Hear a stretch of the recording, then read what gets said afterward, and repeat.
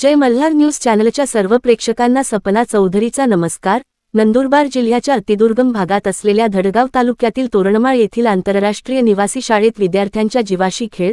तोरणमाळ येथील भारतरत्न अटलबिहारी वाजपेयी आंतरराष्ट्रीय निवासी शाळा आंतरराष्ट्रीय शाळेच्या परिसरात पसरली प्रचंड दुर्गंधी। स्वच्छतेचा बोजवारा उडाला असून याकडे जिल्हा प्रशासन लक्ष देणार का?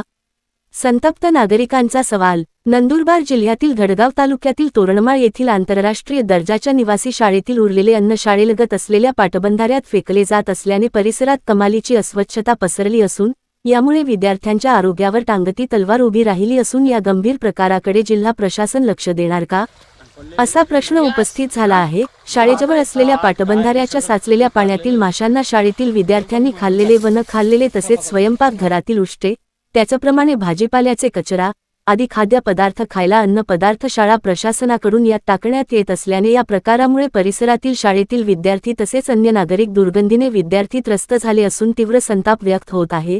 सदर उर्वरित अन्नाची योग्य विल्हेवाट न लावल्याने परिसरात रोगराई पसरण्याची भीती पालकांनी भीती व्यक्त केली असून या प्रकाराबाबत स्थानिकांमध्ये तीव्र संतापाची लाट उसळली आहे। मागील काही दिवसांपूर्वी याच शाळेचे विद्यार्थी शाळेलगतच्या नाल्यातील दूषित पाणी पित असल्याचा व्हिडिओ प्रचंड व्हायरल झाला होता।